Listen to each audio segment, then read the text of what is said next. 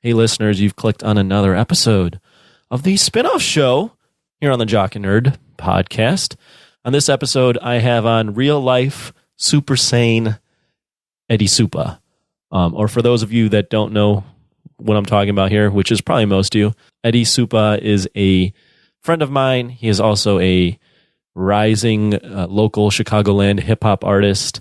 And I had him on the show to talk about just his artistry, making music, his plans in terms of making it in the industry and his evolution. He was actually on Jock and Nerd, the podcast, back when he was under a different name, under Mint Lab Astronauts, he was Pac 1, and that was 4 years ago. I believe that was episode 58. I quoted in the show, so if I'm wrong on this intro, then sorry. Actually, it is 58. I just pulled it up on the computer, but it was a great conversation with Eddie. He's a good friend of mine, and super vibey conversation. We actually play some live music, some of his songs. So really good stuff. Hope you enjoy it. Definitely should check out Eddie's music because he is quite talented. And now you're going to check out this long form podcast with real life Super Saiyan Eddie Supa. This is the Jock Spin-Off Show.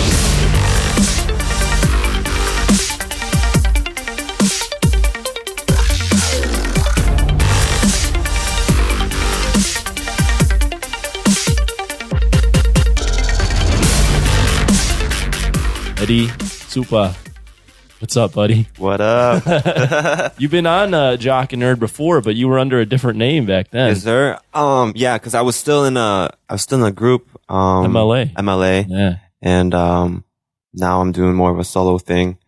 And I switched my name to Eddie Supa. Mm-hmm.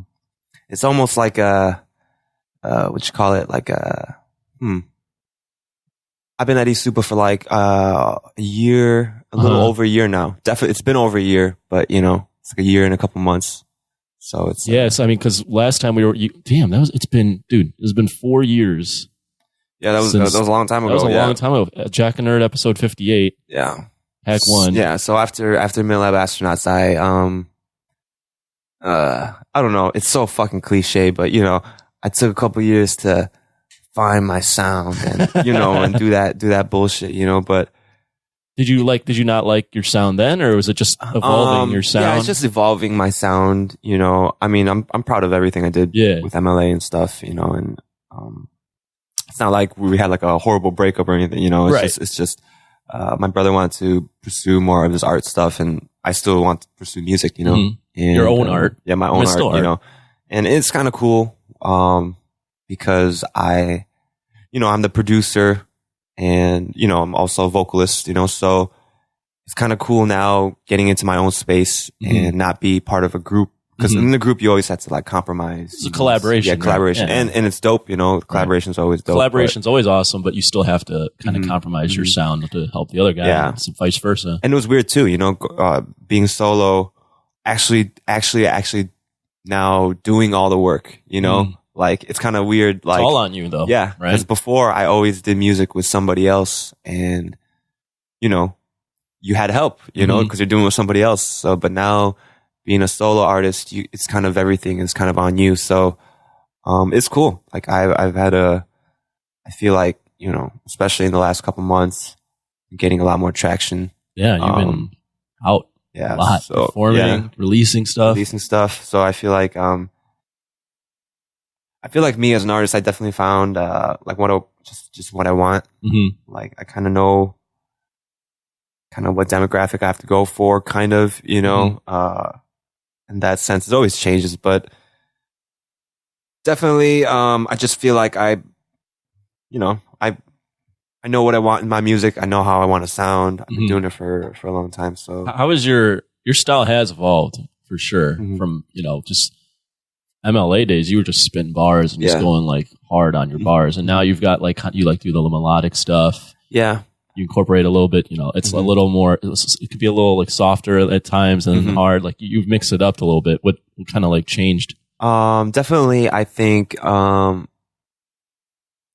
biggest difference between my music before and now is that like you're right. It was, spitting a lot of bars, and stuff. I mean, they were creative as fuck. Yeah, it was creative. And, at the time, you know, that was kind of like the trend, right? You know, like really heavier bars were kind of like what the hip hop kind of community kind of wanted, what they wanted to hear, what I wanted to hear, you know, like, yo, I kind of want to hit heavier with the bars. But then, I think just like the style and like the audience, even the audience of hip hop, they have evolved too, because like, you know, hip hop is like a new genre compared to any other genre of music. Relatively, yeah. And like you said, it had like no format, and it did have a format, but it was like a very loose format of just bars and kind of like if you had a repetitive hook, you can put it. But now, if you really look at hip hop songs, they structure it like they have like a song, you know, like you know, like a pop song has like a hook, you know, a chorus and a hook, and then a breakdown. You call it bridge, and it ends with the hook twice. You know, it has like a very like solid format. And now you see hip hop has become such a, you know, pop culture. You know, it's become. I mean, it's pervasive now. That it's just kind of crazy like how hip hop has evolved into more of a song based format. You know, like, and that's, you know, I think nowadays I just want my songs to kind of resonate more with a universal audience, you know. Still be trendy, you know, like I still want to be like trendy as fuck and shit, but like this guy, you know, I don't know. And I'm making music for like, you know, I'm older now, so it's like I think I forgot who it was. That it was an interview I was watching, and he was like, yo, like, you don't want to be like, if music is your profession, right? You want to do it the rest of your life, you know? Like, what happens when you're like fucking 50 and 60 or whatever? You know, you still gotta do the music thing. Like, are you still gonna be proud to perform the song that you made when you were 20, 30s, right, you know? Right. You know, and some artists, you know, like, they're so good and the songs are so dope that like, it don't matter like what age you are, you know? Like, you can be a 60-year-old guy singing this song. It's like fucking dope as fuck. Right. Because you can just appreciate the music and the artistry. Right. So I feel like, you know, that's kind of more my mindset now, you know? And of course, you know, I don't always want to be present in the moment too. You can't always be thinking about like, are they going to like this 20 years from now? You can't make music like that, you know? But at the end of the day, you know, when I look back at my finished product, I kind of want to think that, you know, that it will age well. Even like hip hop songs, I feel like Biggie, you know, like that, Biggie, can't you see? I mean, it aged very well because it's like, you can play that. It was hot then. And then you can play that now at a club and people be like, it's not like weird. People fucking play that. Right. Oh, well, I mean, you hear the beat first off. Right. And you're like, oh, it's tight. Yeah. Right. I feel like the same way, like, I think low key Cardi B, Bodak Yellow. Yeah. Bitch, fuck with me if you wanted to. I feel like that song, I mean, I'm not talking like all of her songs, but like that specific song, you could play that 10 years from now. I think people in the clubs. But it's one of those things too where you hear that beat. Like I can't sing it out loud, but you hear that beat and then it's like, oh shit. Right, it's a good beat, you know? So it's like, you know, it's a great song, great production, great lyrics, you know, and great delivery, you know? So it was like, it's a hit, you know? So, you know, I just want to implement all those things, you know, because now I do have control of everything. I'm a producer. I'm a vocalist. I rap, sing, whatever. Right, you know, right. Now I've been engineering my own stuff. You know, I've always been you've been the engineer for sure. But now I've gotten more, you know, better at it and more comprehensive. Are you doing this full time? Are you putting most of your time into this? Yeah, pretty much. Jeez. You know, yeah. So it's like I'm kind of broke right now. But, you know, when you do the shows and stuff, are you like, how does that work? Like, how do you book that? Do you have someone helping you? Like just being around in the industry, people ask. Yeah, you know, I try to take as many opportunities as I can, you know, especially because, you know, I haven't had a lot of shows, you know, but, lately I've been booking a lot more shows. Yeah. Thank you. Most of it came from my guy, Shifa. Shout out Shifa. Shout out to him. Shifa is a guy I linked up with last year or this year for, my song Finna Finesse. And it was a collaboration with like, different Asian, rappers in Chicago, you know, and it was curated by Shifa's group, Tian Represent, Ting Gayo Ting. Oh shit, that's Chinese. I learned some Chinese. Eddie's Korean. Yeah, I'm Korean. I learned some Chinese. Yeah, he was dope. You know, he slid in my DMs, and he was just he just found you. Yeah, he slid in my DMs. You know, he came super correct. He was just like, hey, I'm putting together a song. Mm-hmm. He knew one of my friends, Joe Fred, who's also like a Filipino rapper. Mm-hmm. And, yeah, so it was just like, all right, well, if Joe Fred's involved, you know, like, I don't mind getting involved. And then like, we just built a relationship from there. Mm-hmm. And yeah, and then Shifa's just been plugging me, you know, every time. Recently he just, him and a group of his associates, they put together hip hop in Chinatown. Yeah. You know, and it was a hip hop festival based in Chinatown, you know, and it was dope because it went in tandem with the Moon Festival, which is like the daytime. They did it's like the official like Chinatown festival, so it's like super official. And then they did that in the daytime, and then they transitioned into this like hip hop festival. That's dope. At nighttime. It was really dope, and I was fortunate enough for him to lock me in a spot, you know, which was nice because yeah, you know, like I was just grateful for the opportunity that he could plug me in. You know, do you feel like when you get out there? I mean, do you get nervous? Not really. No, you get excited. Yeah. I mean, the thing I'm just worried about, like, it's not that I'm nervous. I'm just worried about like, yo, is mic gonna be like okay? You know, like my last performance last week, I think the batteries in the wireless mic was like going out. Oh no. You know, and like, you know, like every like 20 seconds, like it would cut out a little bit, you know? So it's just like, I'm worried about shit like that, you know? Like, you're worried more about the technical stuff. Like, is this mic definitely going to be good? Am I going to be like the audio, the sound? Yeah. It's fucking Do you feel like every time you perform live, you have to like, because there's always going to be people there's a ton of people that like you, obviously, but there's going to be people there that probably never heard you. Yeah, of course. Do you feel like you have to like win them over? Yeah, you know, that's what I like the most, I feel like, you know, because it's like, I am a new artist, so I have to always kind of think that most of the people in the fucking crowd probably don't know me. Right. You know? And like, I think I got a good repertoire of songs. You know, I got a good like a good 10, 11 song set. You know, me and my DJ Genkai III, and shout out to Lost in Kyoto.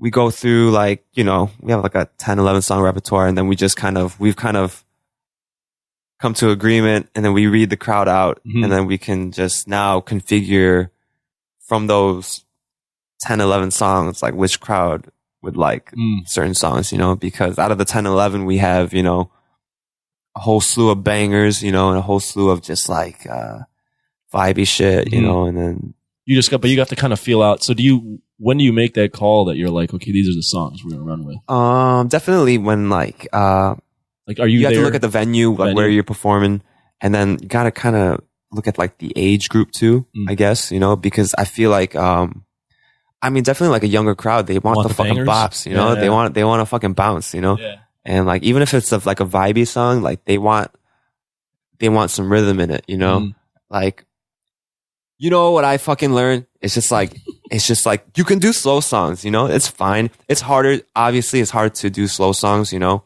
especially for like if you're not like a fucking artist, like a crooner, you know, and like, you know, but I feel like it's hard to do a slow song if the audience hasn't warmed up to exactly. You If know? they don't know your slow song, is kind of hard, you know. As like if it was me as an audience member and there was a new artist that I never heard of, and they start off with a few slow songs, I'd just be standing there like, I don't know the lyrics, and I'm just standing here. Like, you're not making me, you're not engaging me yet. They just have to, like, if they do that, they have to be a dynamic singer, you know, right? Amazing vocals. Right? Like, they have to be like who the fuck? You know? That's the only, that's like, you know, you gotta be like Billie Eilish or some shit, you know? Like, if she did a slow song, you know. Yeah, that would catch her attention. Yeah, right? You would stop the room, you know? But like, I don't think I have that voice yet, you know? But definitely, like, you know, my bread and butter is just like, I can come out and give an exciting show, give a lot of good energy. You bring really good energy. Well, thanks. Yeah. And it's kind of weird because I'm like super chill. Yeah. Like talking to you now and like just knowing getting to know you, you're like a super chill dude. You're not like this guy that when I see you on stage and you're like jumping up and down with your shirt off, I'm like, who is this guy? Like, what is going on?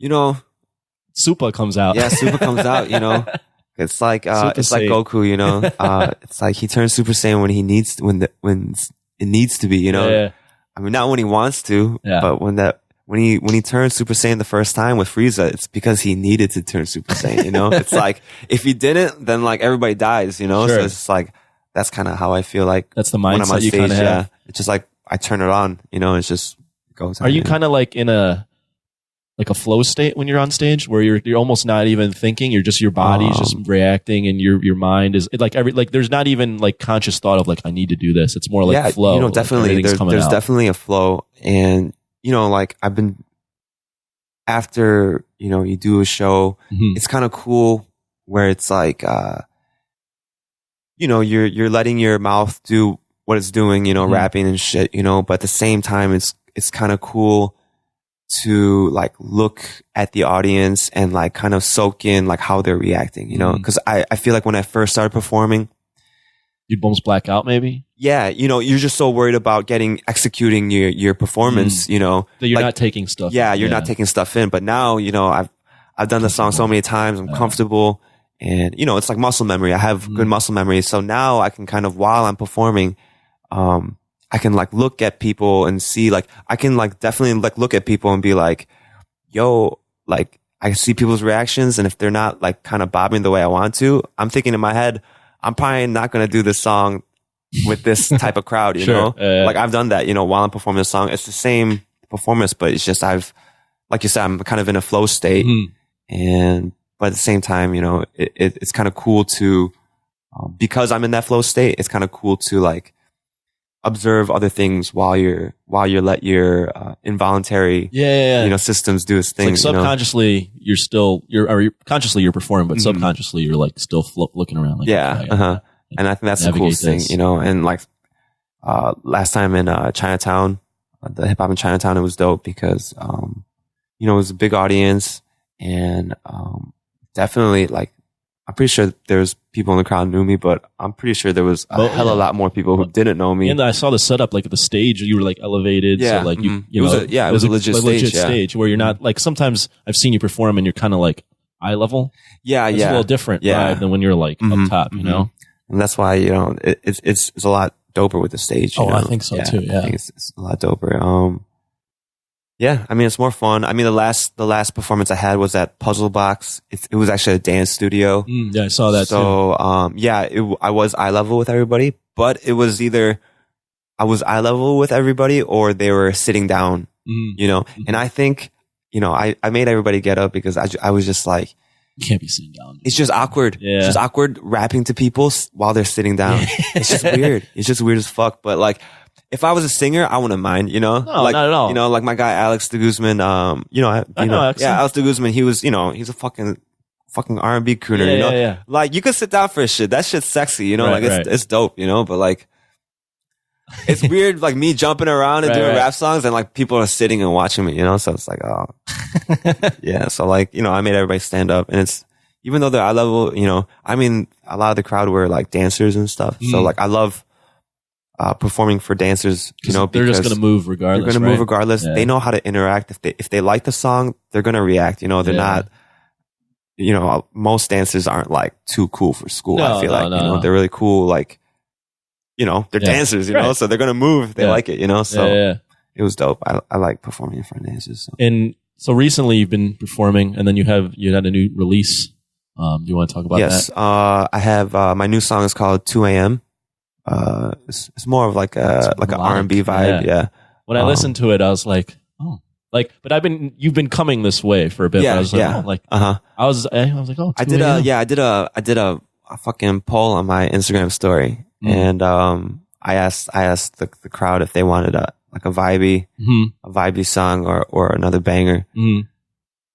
Vibey won out. Wow. It was really close though. It was like 52% to like 47. But that's it was already really interesting because like talking about where you came from, where you were just dropping like these hard bars. Yeah. And now your like audience is like no, I want to hear you. I like this melodic stuff. Yeah. You're going with. Like, at least it's like close now. Yeah, where it's yeah, like, it's close. I could take whatever. Yeah, you know. But that's like already like an evolution for your style. Mm-hmm. And, you know, I think that too, I want to be like an eclectic artist, you know, because, I don't know. I just feel like I'm a full spectrum artist, you know, like I have sad songs. I have happy songs. I have hype songs. I got whatever. Cause I feel like that's my spectrum as a human being. Like if you know me, like I'm not always a sad person, but I do get sad sometimes, and I'm not always fucking happy too, you know, like I'm a full spectrum. Like my personality is like a full spectrum, you know. And when did you start to get comfortable, like expressing how you're feling and like all the ranges of emotion for your music? I think, has that always been a thing? Or? No, actually, I think it was last summer. I made this kind of like a R&B kind of like a singing project. It was called Supa Feels. It was called Summer Feels at first, and then I changed it to Supa Feels. I didn't release it yet, but it hasn't come out yet. No, it hasn't come out yet. Oh. Is this like in the back pocket? Like, will this eventually come out? Yeah, it'll definitely eventually come out. It's just that they're very like it was after like my ex-girlfriend at that time, you know. It was like my first summer without her, you know. So like I wanted to write like, how long had it been? Like, how long were you dating?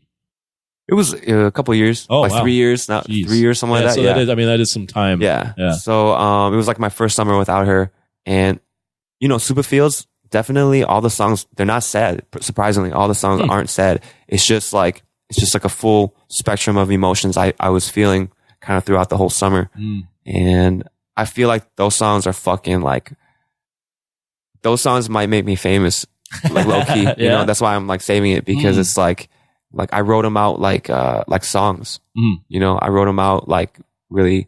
I wrote out very honest lyrics, but I wrote them in a very. I wanted to be good at like songwriting. You know, it's different than bars. Right. It's like a.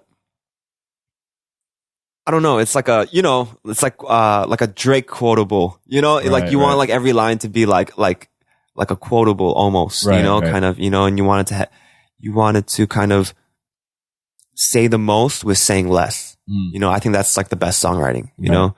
And that's what I try to do with that. And, you know, after writing songs that way, it made my bars better, I feel like, or it made my style of rapping more me, you know, because like, since it's like learning the basics of like piano. You know, like before, like I was just playing whatever I felt like, you know, and I wasn't learning the basics. But now, I see what you're saying. You know, learning the basics of songwriting and structure and like what you want to say. So you kind of almost built, before you just like built whatever. Yeah, it was just rhyming words. But you like know? Maybe the house wasn't on the most stable of foundations, but now you're like, okay, I got to like go back to the basics. Exactly. Like learn songwriting for songwriting's sake, not just writing whatever I feel like. Definitely. Like, let's figure out like the parameters of how to do this correctly. I can see that. Yeah.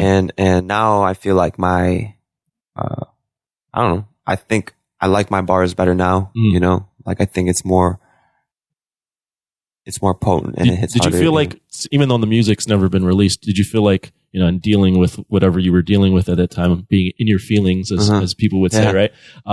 Was it like almost therapeutic, like doing this? Oh, definitely. Yeah. I mean, music is always therapeutic. Always. No matter if it's even if you're writing out like a banger. It is because a lot of bangers are just like how I'm feeling, and I'm letting it out in an aggressive form. You know, so it's just like a lot of times when I feel like motivated, I like to make bangers, because it's like you know, it's just like. By the way, if you want some water, it's like you don't want to make a slow song while you're fucking all hyped. You know? Yeah. It's just like, I want the wrong energy. Yeah. Or like if I'm kind of like, if I'm like, if I feel like ranting, you know, like if I see a lot of stuff, you know, within my group of friends, or like, you know, on the internet or society or whatever, you know, like you think about it while you're in the car and shit, and you're like, damn, and you kind of get like aggravated and stuff, you know, about certain things, you know. I think it's a good time to make kind of like a more aggressive banger song too. Okay. You know, I don't know. And sometimes when you just want to have fun too, that's the key too. You know, because you know, sometimes just because you know you don't want to make fucking serious music all the time. You know. Yeah, I mean, life isn't. It's not that emotional. Yeah, you gotta have fucking fun. You know, you gotta know when to like have fun.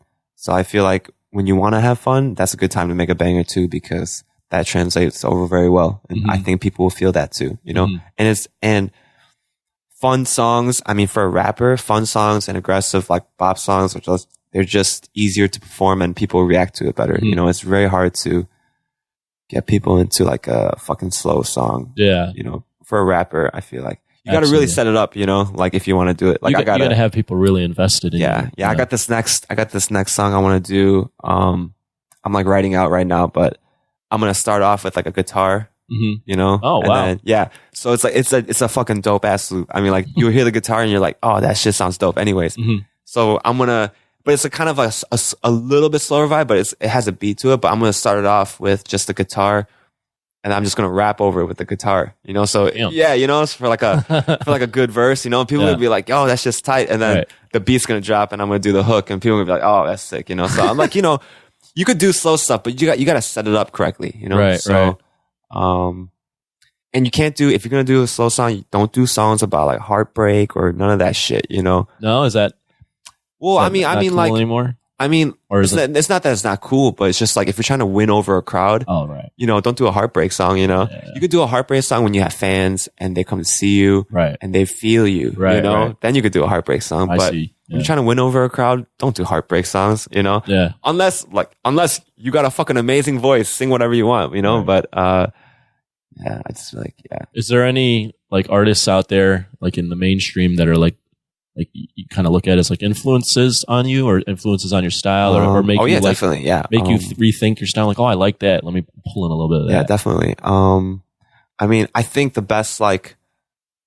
one of the best live performers I've seen as a rapper, you know, like J. Cole was like the first time I seen him like 4 times, you know, but I just remember the first time I saw him, it was at what you call it? It was at like a Heineken event.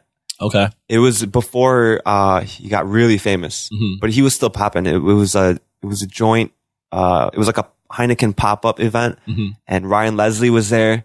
Damn. And J. Cole was there, and I just saw J. Cole perform, and I was like, damn, bro, like that shit was good as fuck, you know, like the way he had the crowd control. He did. I think at that time, Who Dat was out, you know, so it was like. He would have the left side go, who that, you know, and then like right side, who that, you know, it was like really left side and right side. It was like really dope. And he was really clear. And I liked his banter, like in between songs and stuff, you know? So I was just like, wow, that was like a really good rap performance, you know? Like, I was like, damn, that was really good. And then, I saw Kanye West, I think when I saw Kanye West live when the Late Registration came out, that tour came out, the Touch the Sky tour. Yeah. That shit was crazy. You know, I haven't actually got a chance to see live. I mean, I see it on YouTube all the time, but it's not the same. But I haven't got a chance to see Kanye live for his newer ones. He hasn't been touring all that much. Yeah. Lately. But I mean, like his last one, the Yeezus tour, that shit looked crazy. I wish I would have popped out for that. But what do you think of Kanye overall? I mean, like musically, I think he's fucking dope. He's genius. You know, he's fucking dope, right? I mean, like who gonna say he's fucking doesn't have dope music? I think everybody, even if you hate him, I think people agree. Like, absolutely, he got great ass music, you know. But I think, you know, and that's the thing too. I feel like I'm just gonna I think as a fuck around with that, whatever. There you go. I think as a he's playing with the mic stand just for those that are listening. I think Kanye, like, you know, it's weird being an artist, you know, and like how you think of like other artists, you know, because it's like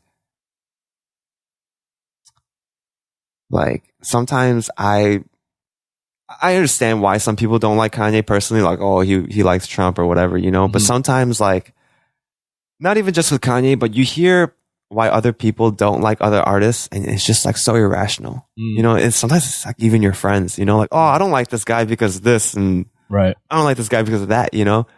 And then you think to yourself, you're like, damn, how many people are thinking about me, like, you know, like just irrationally, just not even makes. It's not that I really fucking care. It's not like Eddie because he has blonde hair. Exactly, you know, and just like, you know, it makes me think of like how I view as an artist and what I say about an artist, you know. It you know, like honestly, like I can give two fucks who Kanye votes for, what he likes, right, you know, and shit, because it's like I don't really know him. Yeah. You know? Yeah. Like everything I know about him is what I hear. Right. You know, so it's just like, unless like I like his music, you know, and you know, from what I, you know, from the public perception or what I see from him, like, I don't think he's a horrible guy. You know, I'm not sitting here hating on him, you know, right, but at the same time, I don't really like fucking know him. Yeah. You know, so like, I can't really judge his like character. That's what I'm saying. Like, I can't really judge a person's character if I don't know the guy, you know, but I'm a big fan of his music, and I think he's definitely an inspiration on my music and like my beats. Like I get the vibe that like you, since you are, you know, an artist, it's tough for you to be like, I'm going to criticize other artists. Like you'd rather, it seems like I get the vibe that you would rather be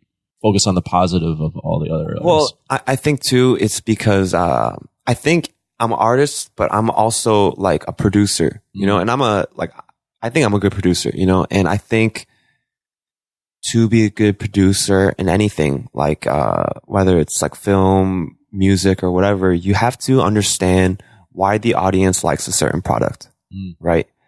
Even if you don't agree with it or like it at first, like for example, like you probably see like Lil Pump, you know, right, and then you probably see like all these young kids like fucking going crazy to it, loving it, you know. Yeah, and like that's the thing right now is like the hating on like Lil Pump or like Tekashi 6ix9ine or like even like Migos gets a ton of hate because of like the but I mean like explain to me why that still resonates with a mainstream audience. I mean, it's just like you know, back to my point, as a producer, you have to kind of understand why the audience likes it, you know, and first you have to understand like most of the Lil Pump audience and probably like the SoundCloud rapper generation audience, they're a lot younger, you know, like young teens, right? You know, young teens to like getting into college, and like at the like everybody's musical, we're a generation away now, basically. Everybody's musical taste kind of evolves during college, so it's just like a lot of those kids who are liking it is just like getting into college to like young teens, you know. And like, yo, think about it. When I was a young teen, I like that ratchet shit too, you know. I wasn't listening to like conscious rap and shit. Like I wasn't listening to like more sophisticated stuff.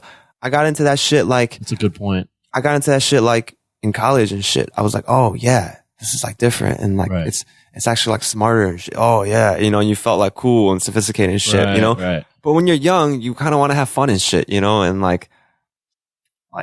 Yeah, I mean, just think about how you were at 16 years old and then your evolution to like 22. Yeah. I remember when like fucking Cash Money first came out, you know, and you're like, yo, when Cash Money first came out, that's like the equivalent of like, you know, like SoundCloud rappers coming out today, you know? Juvenile, like was BG and Manny Lil Fresh, Wayne come from Lil that, Wayne, you know, and I backed that ass up. I was right. I was a big fan. Right. You know, so it's just like, I feel like, you know, you just have to see that, you know?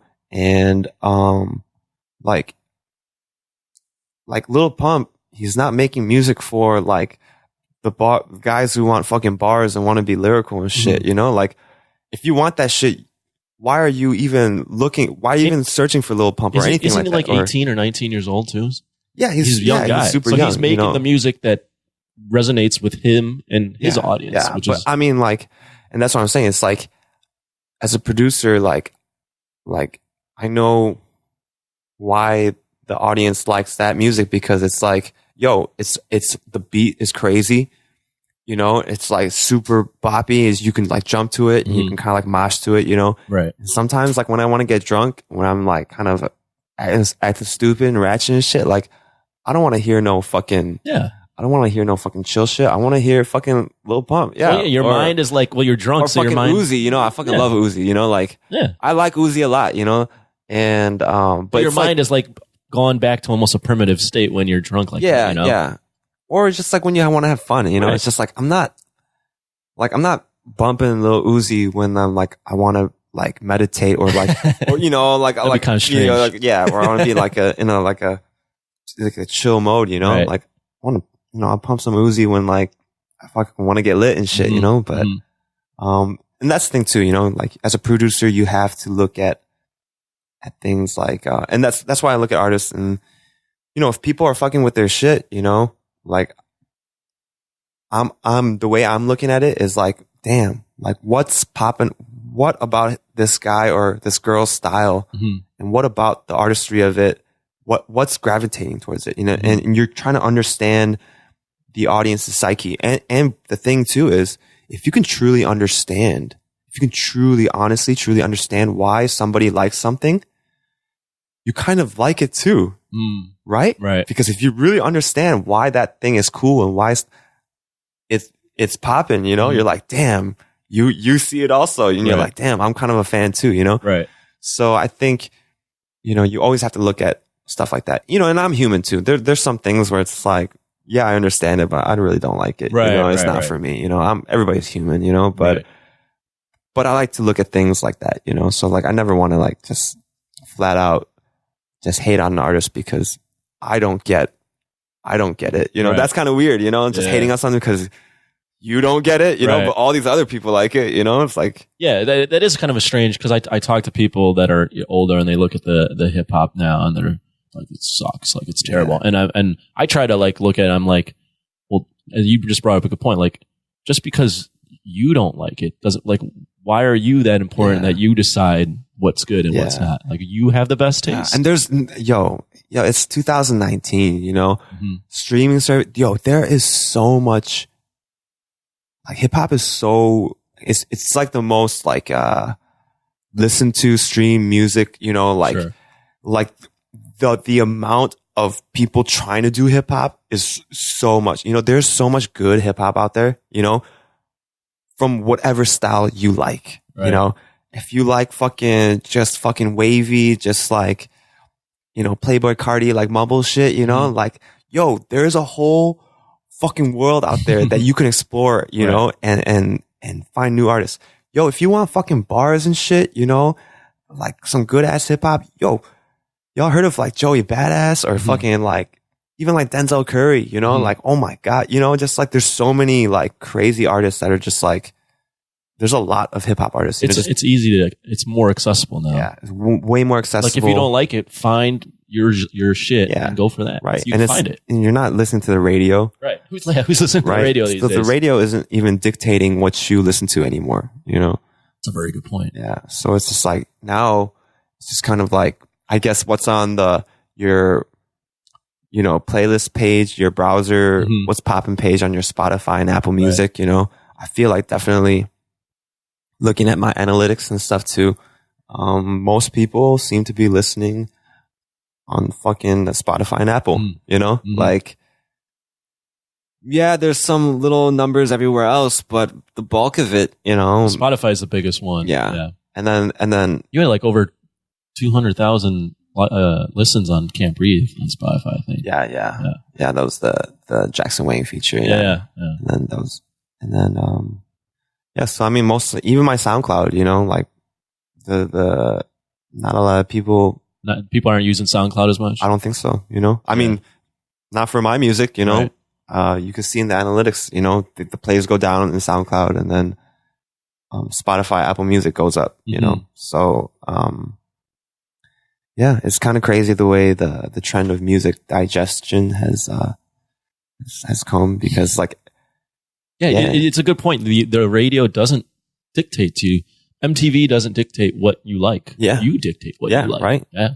You gravitate what you're going to gravitate to, or what your friends are gravitating. Or like what I said, I think the new radio is kind of like the front page of Apple Music or Spotify, you know? Yeah. It's like, you know, for me, like, those are the influencers like, now, like I want to get on the front page, you know, like how do you get on that front page of Apple, you know, like be recommended to like millions of people who hit that browse button on their iPhone, well, you know? I mean, like, if you were ever to get on like New Music Friday on Spotify. Yeah. I listen to New Music Friday every Friday. That's, so for Spotify, they have a cool feature for artists where it's like, you could submit your song, for an editorial playlist, you know, like a New Music Friday or something like that, you know, that their editors curate and put out. So yeah, the thing is though, you gotta give it like 4 fucking, well, what I hear is like, you gotta give it like 4 fucking weeks, you know, at the Spotify, you know, the website, it says like, give it at least like 2 weeks, you know, but you know, there's some statistic I heard, like, you know, they get sent like 40,000 songs a day. Oh, geez. You know, who is that guy on the other end that's like, I got to listen to all this? I think that there are a bunch of different curators, you know, because it's like you fill out an application form and it says like hip hop, you know, you fill up, you know, you get descriptive about your song, you know, because they're gonna put it somewhere. Yeah, they're gonna put it somewhere, and then from that, I think there's, you know, individual genre curators that listen to it, you know, but still, I'm pretty sure it's still a heavy workload, you know? Oh, absolutely. But, yeah, so it's like my research, what I've been hearing is like, it's like 4 weeks. Cause the last time I only gave it like 2.5 weeks, and who knows if they heard it or not, you know? I know they don't send back an email saying we heard it, but we didn't like it, or we heard it, we're going to put it on somewhere, you know? So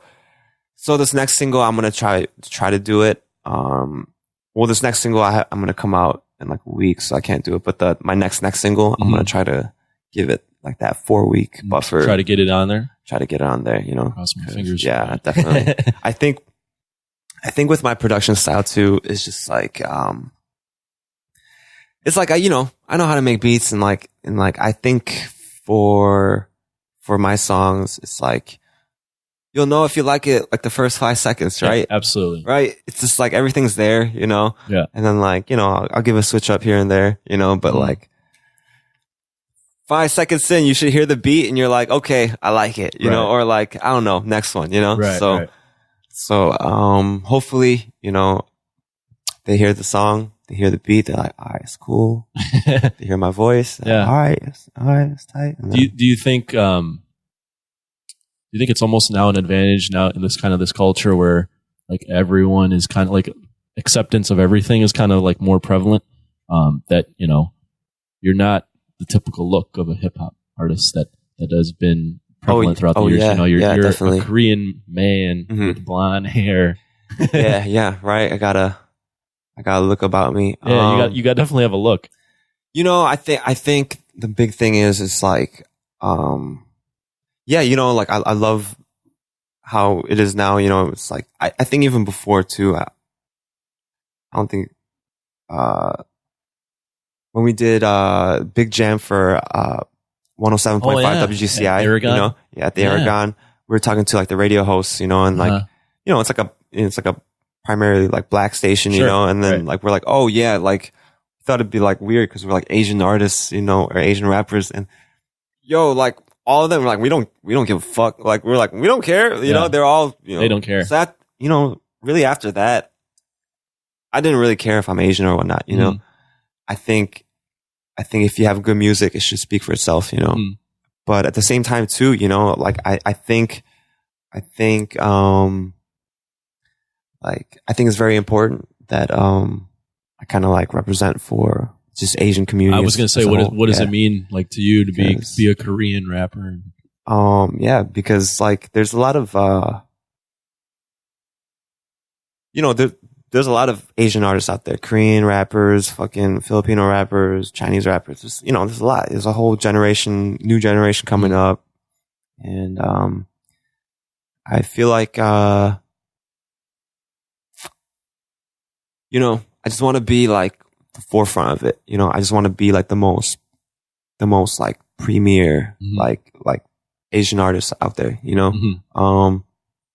Cause like, I think, you know, I think I got the sound. I'm pretty confident in my music, and think it's go time, you know. I think it's go time. And when I want, starting off with Chicago, I think, in like a year's time or so, if they go anywhere, like if they did a national poll or something, and they're like, yo, like who are poppin' Asian rappers in Chicago, like my name has damn near being like everybody's mouth, specifically if they're saying Asian rapper from Chicago, like sure there might be other names around, but like my name better be in the conversation, How do you get there? Just being out more, I've been doing a lot more shows. I've been trying to be more consistent with music. Last year, my first year as Eddie Supa, I came out with like, was that when Can't Breathe came out? Yeah. I came out with like, I think like 6 songs in total, I've already come out with like 6 songs already. Yeah. This year. It's like, I think past maybe 6, I don't know, but like I'm gearing up to. And you're talking about putting out more. Yeah, release more, but before the year ends, so I'm just trying to be more consistent with content. And then, do you have someone like, I don't even know, would you have like an agent? Do you have someone like helping you out to like handle some of the other stuff that I don't have music making? I don't have like an agent per se, right. I got my team, I got my guy Andy, Andy? Anniversary. I've probably seen him. Yeah. And we got my guys Lost in Kyoto. They're a DJ group. Genkai the Third, and we have DJ No Jutsu. They're pretty much my backup squad, my team, and then and then we got Shifa over here. Shifa, my agent right now, my unofficial agent right now. Agent. Yeah. And yeah. You talked about, being, if someone were to look up Asian Chicago rapper, you want to be at the top, and you'd mentioned like you have some songs where you're like, I think this might get me famous, but like, what is the goal? Like, what do you want to accomplish? Oh yeah, definitely. Like, that's just the beginning, like I definitely want to translate that over to just who's a poppin' Chicago rapper, right. And then, I want people to say Eddie Supa, but then that translates into who's a poppin' rapper in the fucking region, right. Or an artist or whatever. That translates into who's the hottest in the fucking country, and that translates into, yo, can we do a world market, right, because I feel like that too, because I am a Korean artist, Korean American artist, like, I got plugs overseas too, so I think the world market. Can you rap in Korean? I got some bars in Korean, I gotta think of it and I need help, Is it difficult? Because I don't even know how Korean, like how this language is structured. The syllables are dope for rap. Yeah. The syllables are like, and it'll still make sense. Cause I know definitely. I've heard in like China, I don't know if it's Mandarin or Cantonese, but if you try to rap in one of them, it throws off like the meaning of the words. Cause, it's a lot, the language is tonal. Tonal, right. Yeah. So it's a lot of, Korean's not like that. Yeah. It is tonal or it's not? No, it's not tonal. No, we go by alphabet. Oh, okay. Yeah, there's like an alphabet, kind of like English. Sure. Okay, so that's easier. Bars. Okay. So like the tones is just like English, where it's like the tone of our voice kind of shows the mood, but not the meaning of the word. You know what I mean? Yeah. In Chinese and like I think Vietnamese and Thai is different, yep. where it's like the tone will change the meaning of the word, right. which is different, not the mood of the word. Makes the it meaning. hard to rap. Yeah. So definitely, it's a little bit harder, but there's like consonants and vowels in the Korean alphabet. So it's like, it flows good for rapping, so definitely it's cool, and I feel like, like I do have a lot of international fans too from the Can't Breathe song. So like, like I like reaching out to everybody, it's that cool. song is, I have that in my fucking playlist. It's a banger, dude. It's a banger. Yeah. Stan Sono and you, and God, it was Jackson Wang on there too. That song is such fire. Yeah, originally it was just me and Stan because I just made it with I just wanted to do like a fucking traditional fucking hot R&B hook with like, you know, rap verses, you know, and I wanted to make it like, you know, I wanted to make it like a touching song, you know. I wanted to show it to my girl and shit, you know. Yeah. And I showed it to my guy Sam in Korea. He runs. Was it Sam Koo? Yeah, Sam Koo. Yeah. No, he went to high school with us. Oh yeah, definitely. He's an amazing singer too. Yeah, and he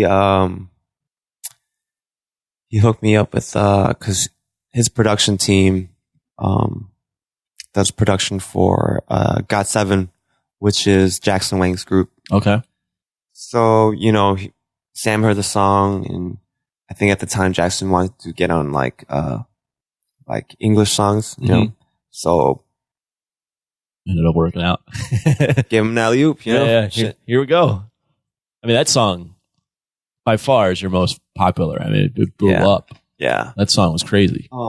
Definitely it's because the Jackson Wang feature. I mean, it's I mean, it helps. It helps, you know. I mean, it's definitely because of me, you know. I mean the song and the, you know, the work is you still put in the work, of course, right? yeah. But I mean, you can't just shit out lay an egg. Definitely. You still had to be there. The exposure I'm talking about, right.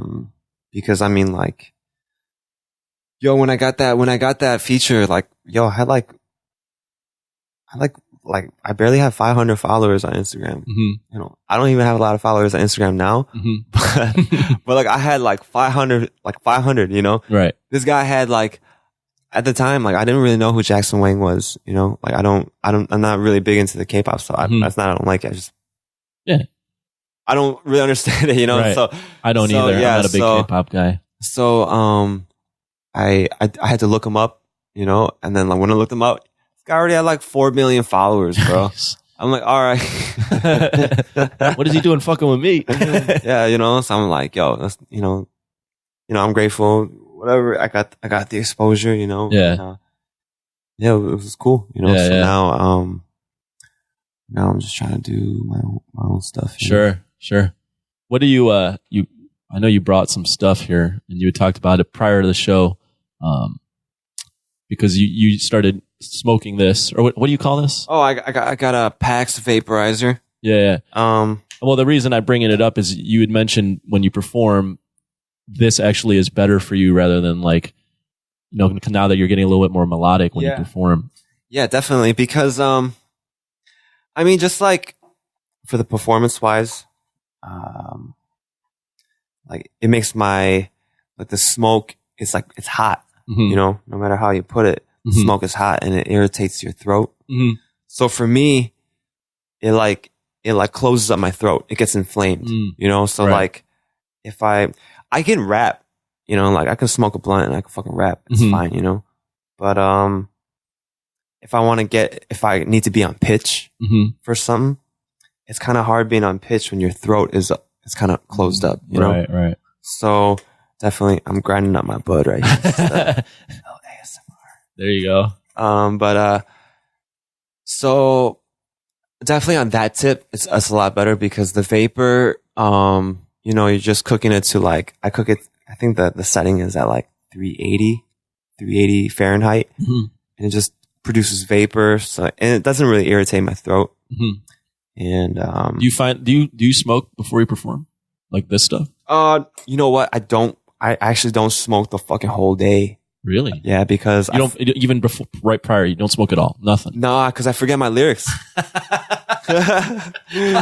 Yo, man, that's keeping it real. Yeah, dude, that's fucking crazy. You know, it's like, especially if I got a new song. Yeah, dude, I cannot smoke because I'll fucking forget the lyrics. Really? You know, or you know, it's not I'll forget it, but like I'll fuck up. You know, because you'll forget a word. You know, or some shit. You know. Yeah.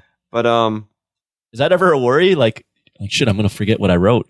Not forget what I wrote, but like, take it.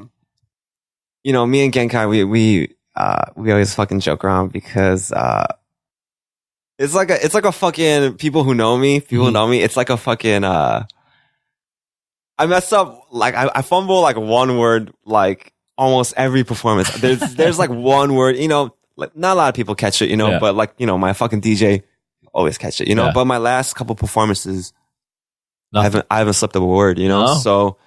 So like, I think it's definitely, you know, because like I've been doing it more, you know, and I think when I vape too, it's just a cleaner high. So it's like I'm not like my head's not all like fucking like zonked out and shit, you know? Sure. And too, you know, like you know, I just noticed like after performance, you know, like I'm just winded. I'm huffing and puffing, bro. Like, you know, I'm just like, God damn, you know, and I've been smoking for a minute, you know, so it's like, it's not like I got like a new set of lungs and like I just started smoking and like I'm coming and jumping around. Like I've been smoking for a minute. So it's like, I feel like, you know, after a performance, you know, I was like, you know, you're going to sweat. I know, but like, I'm fucking winded, bro. I'm like, shit. Cause your lungs are like, bro, you've been putting this smoke in me and now you're expecting me to perform at a high level. And I'm rapping, I'm jumping around. So I'm just like, you know what? I'm gonna start vaping, you know, because I feel like, you know, it's just better, you know. Well, for your lungs. we have an easy transition because we asked you this off air and you're like, let's save this for the fucking podcast. Oh yeah. What do you think about all the vaping shit that's coming out of like how dangerous it is and people are dying? Well, definitely, I don't think that applies to like what I'm doing, but I'll still speak on it, of course. Yeah. But cause like you can still have your opinion. Yeah, because I'm dry vaping. I'm actually, it's just still the flower. And then like, I'm just cooking the flower to a certain degree and I'm just inhaling the vapor. Right. I think that's like pretty clean, you know, in my opinion. But I guess the people who are dying from the vapes and stuff, it's like the concentrates, the oil concentrates, you know? And like, I don't know. I mean, like, if you kind of just think about it, you know, it's like you're like inhaling like an oil, like an oily substance into your lungs. I don't know if your lungs can take it, if it's good or not. I don't know about science that well. It just doesn't seem like it's good for you, you know? It's so relatively new. To the smoking game. Yeah, so you know, it's like 20s, you know, like when they introduced cigarettes, they didn't know it was bad until like... No, dude, you could smoke on a plane. Yeah, you know? Back in the day, people would go travel and wear like suits and be smoking on the fucking plane. So it's just like, I feel like, I don't know. And they don't even know the cause of what's, you know, they think it's like the glycerin and like the vitamin E. It's like, that's the stuff that, that's the stuff that, I guess makes it like liquidy and like binds the oil or something, whatever, and gives it the flavor, like whatever fruity flavor, you know? Yeah. So like, I feel like, I mean, like, I don't know, but it sounds like you shouldn't be putting that in your lungs, right? Right. You know? Right.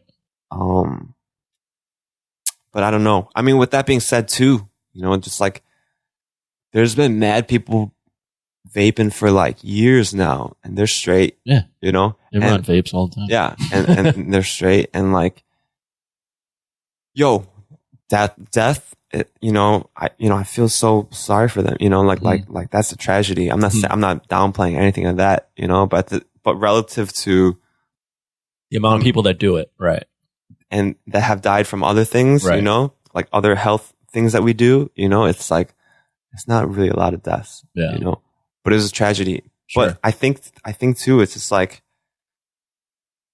I mean, I don't know this is all hearsay what we're hearing, you know. I've barely researched it. Yeah, and then they're you know, the people who have died from it, they're saying like they smoked. They also have smoked like illicit weed cartridges. They got you know, they got from their plug or something, you know. And like I'm like, okay, that makes sense because that shit, like I smoked you know, that does kind of make sense to me because like I feel like the oil pens, you know, like the vape pens, you know, the cartridges, I feel like they don't get me as high. No. You know? Yeah.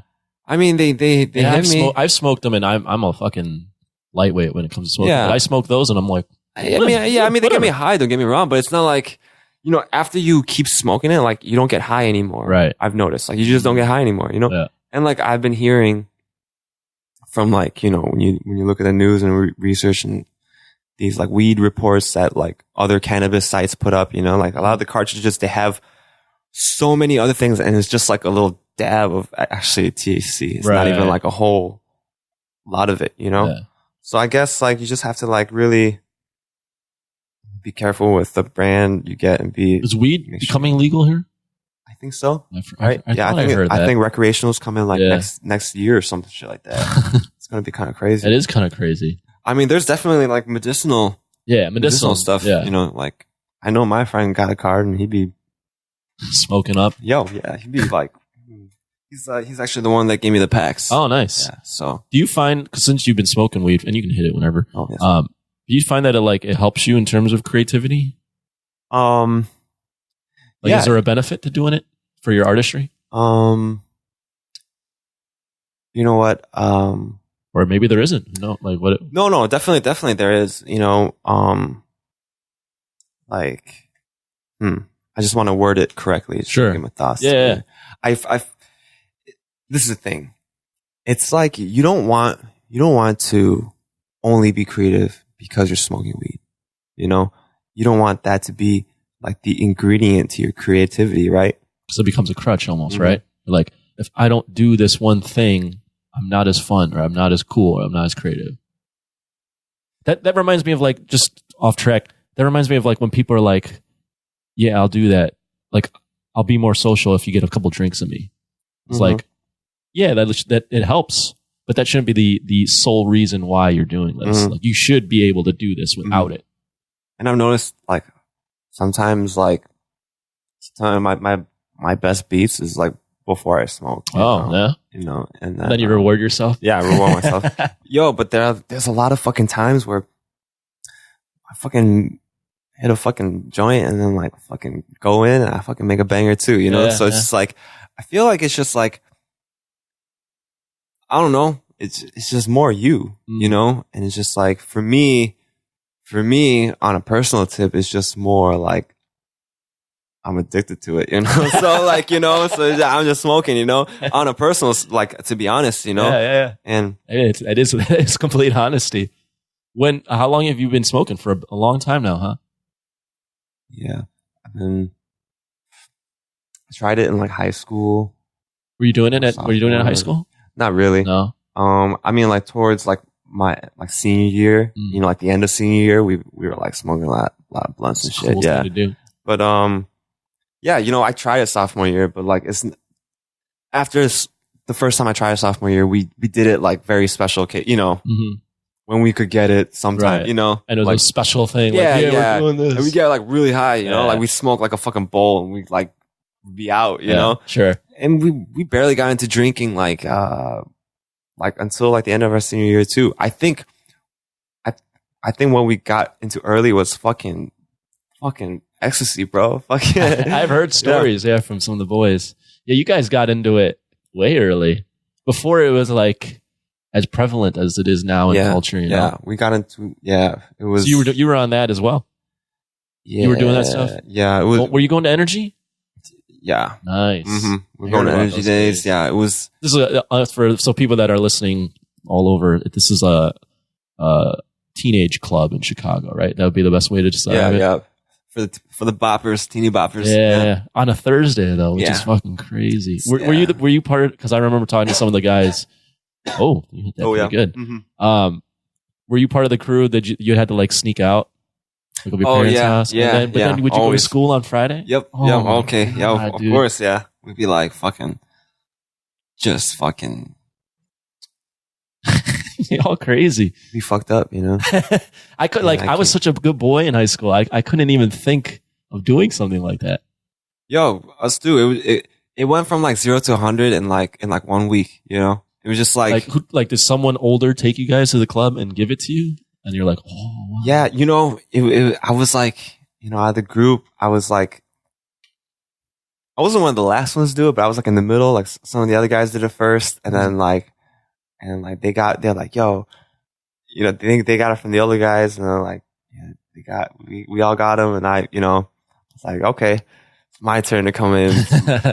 That week, you know, it was my first time, and then, you know, everybody, you know, take this, drink this water, sit here, get a light show here, you know, it was part of that? Yeah, you know, they showed me the ropes and everything. It was kind of cool.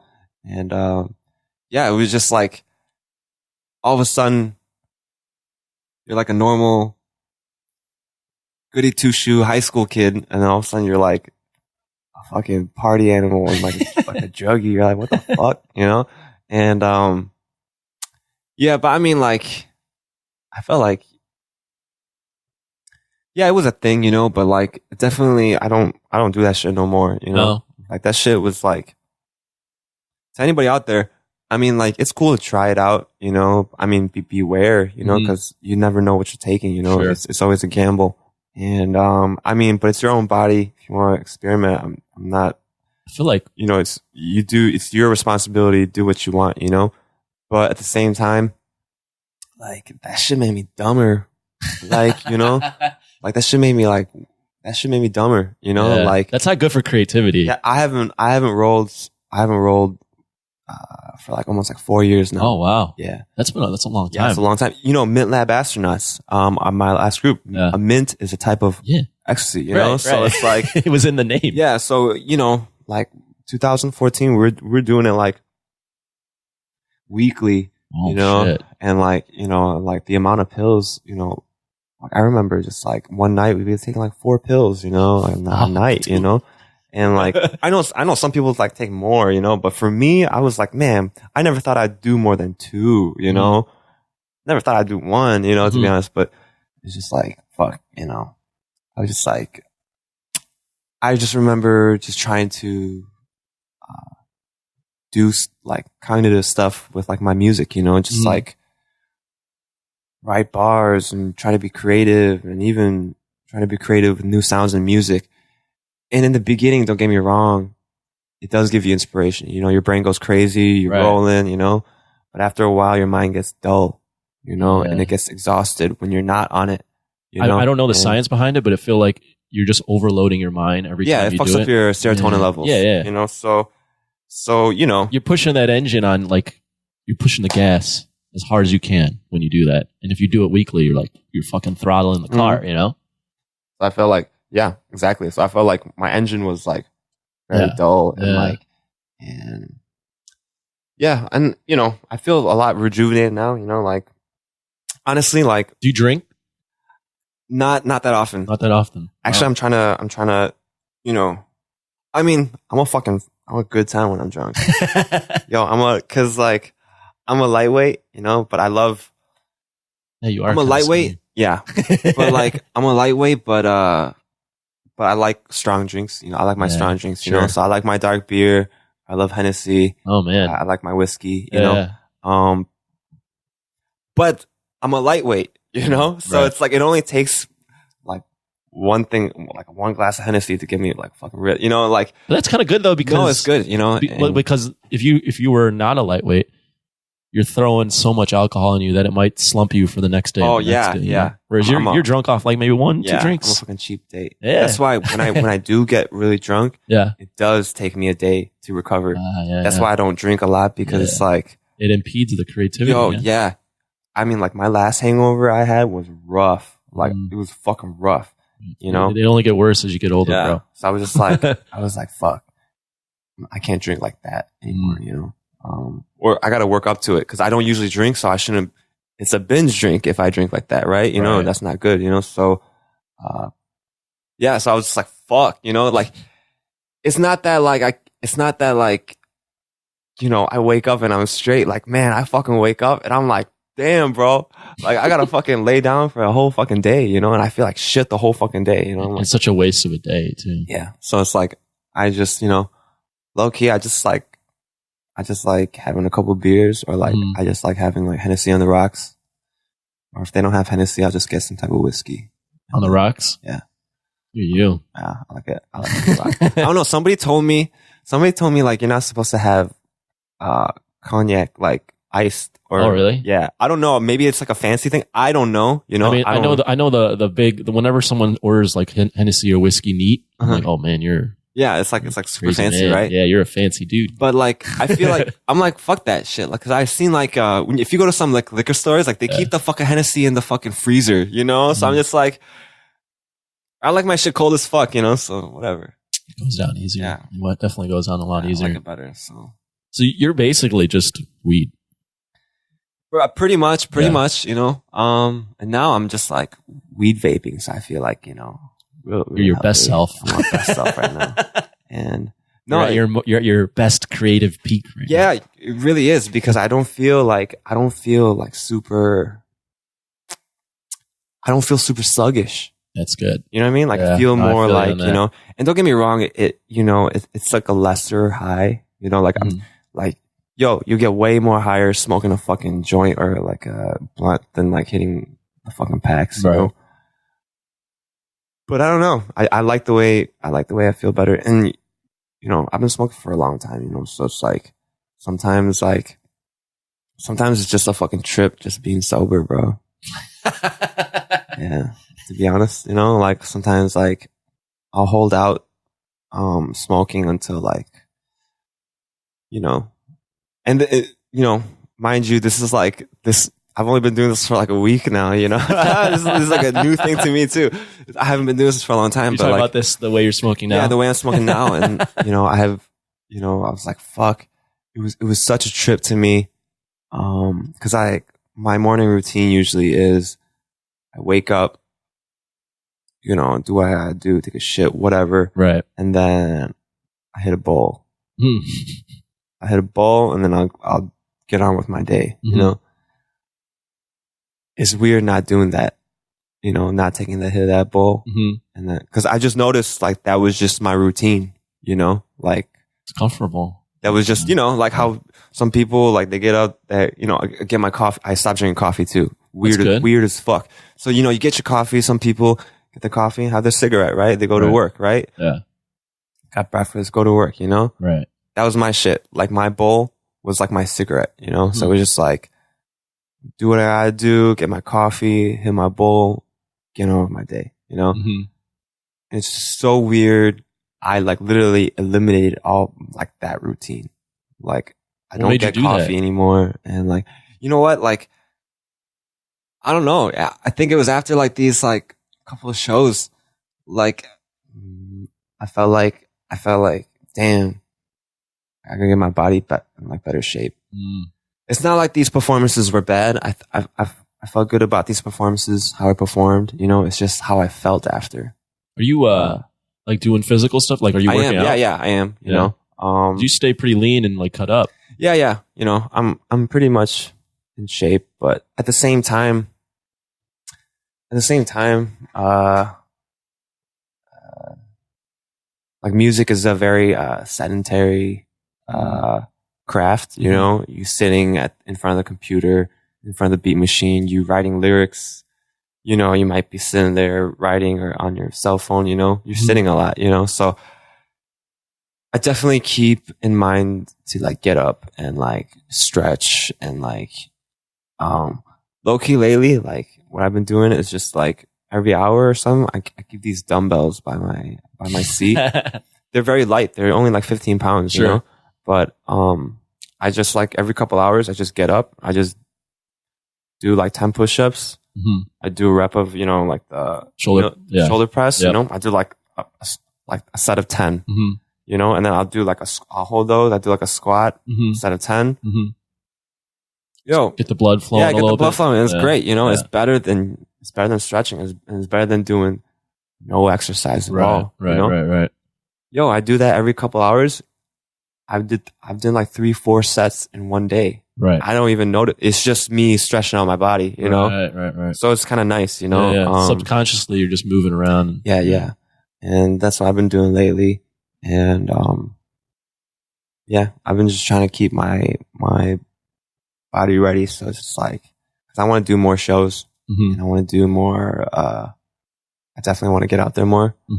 And I want to start doing more like traveling shows too. So, you know, just regular traveling without doing shows, just traveling takes a toll on your body. Absolutely. You know? Yeah. So I can only imagine doing shows and then traveling too. I listened to a podcast with Steve Aoki. Oh yeah, and with the Joe Rogan one. Yeah. Did you listen to that? Yeah. He was talking about how like because and granted he's not like a lyricist, he's a DJ, but he still is I think he's on the road more than anybody. Yeah, right? bro, he's doing shows like 250 shows a year. You know, he's hyping the crowd up. But he was talking about how like he's got to like make like his physical taking care of his body is super important because, like you mentioned, like traveling alone fucks up your body. It does.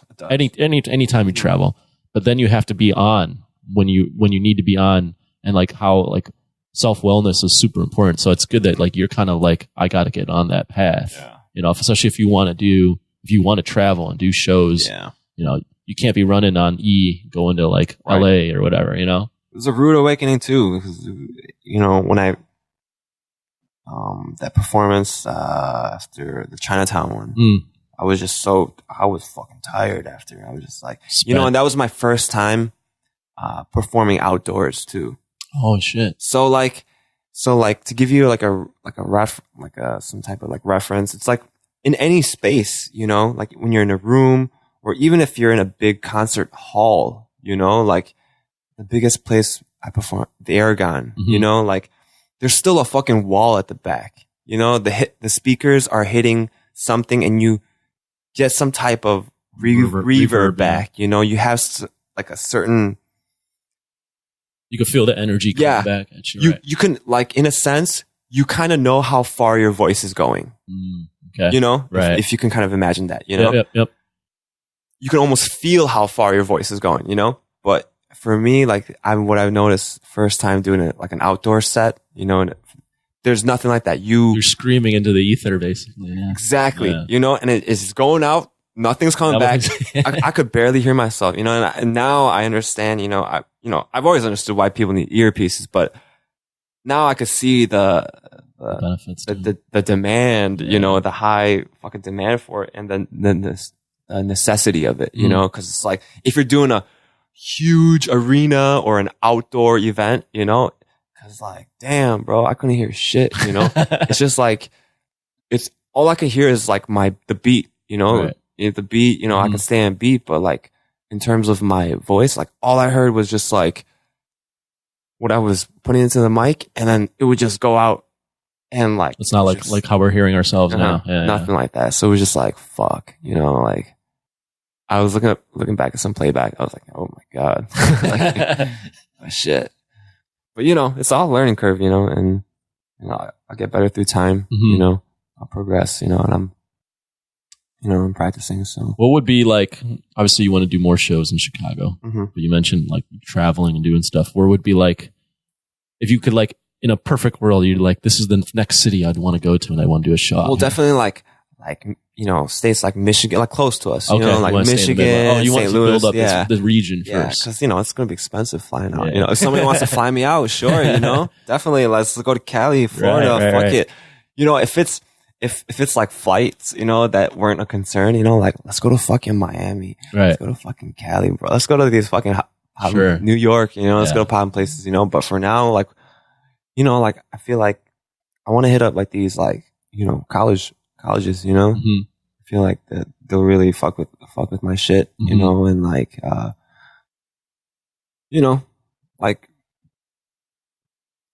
Wisconsin, Michigan, fucking Indiana, right? You know, like let's hit them up, you know, because you know I feel like they're close to us. And what you got to be careful of is when you go to these college towns, is if you kill it, they'll want to party with you after. Right. Get you real fucked up. Yeah.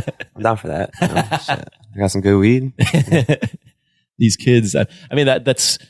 I've noticed, you know, the artists that burn out, I think they get too caught up in the life of the lifestyle, you know. Yeah. So they're out in the towns and they're on that high on stage, and then they carry it over to afterwards, and they consume a bunch of substances. Yeah, I mean, some people, a lot of people like that probably, you know. I mean, and then some easy. People, if you think about it, some people they're gonna be like that whether they're famous people or not. You know, right. Some people like you see like, you know, you see those celebrities all the time. They be partying all the time. Well, I look at Post Malone. That guy be partying all the time. All the time. You know, he's not burning out. He's fucking doing good as fuck. You know, I feel like that kind of like Post Malone. But that's part of his image. Yeah, right? But I feel like even if he wasn't a singer, he'd be that type of guy anyway. You know, right. So I'm just saying, like, I think about when I see live music, and I'm like, and I'm not even on stage. I'm an audience member. But after that show's done, I'm like.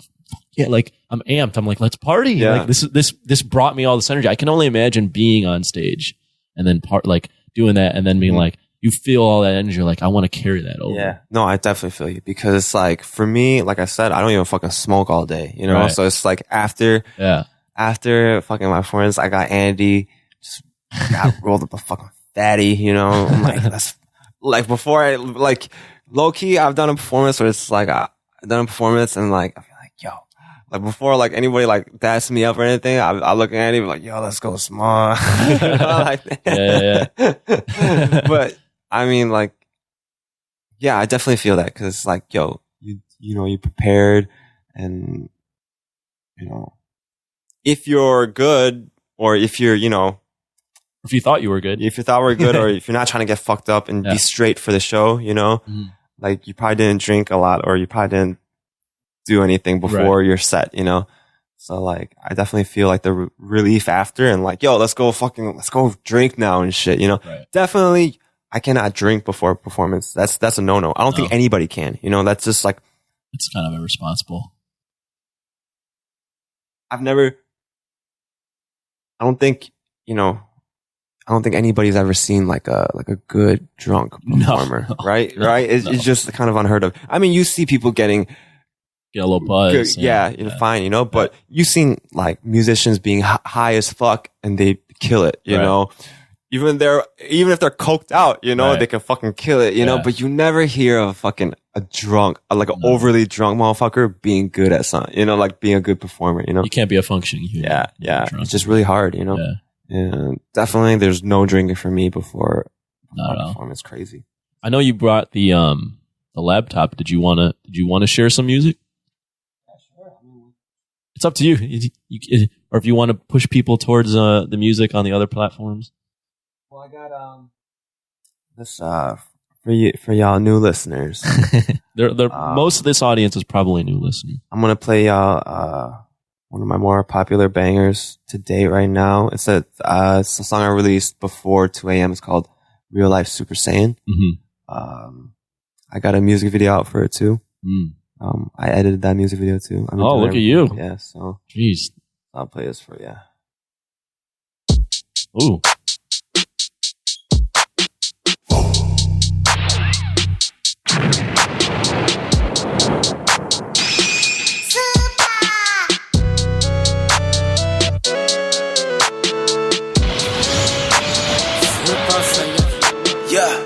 I got no chill, no restraint. Been leveling up my strength. Kaioken I activate. Shit, I'm more lit than a rave. Smoking gas like an exhaust. I kill it with or without squad. I pull up myself to the spot. Bitch, I'm a one-person mob. Fuck you if you got a prop, bitch, I'm keeping it moving, I won't even notice. Ain't fucking with my emotions. Got bigger shit that need my focus. Yo, my finesse being full effect. Re-up and reload another rep. I still got people out here that be snoozing on me, so you know that I cannot rest. Yeah. Sleeping on me, bitch, I'm Freddy Krueger. Yeah. Real life Super Saiyan Eddie Super. Yeah. Power up, critical hit maneuvers. Yeah. Real life Super Saiyan Eddie Super.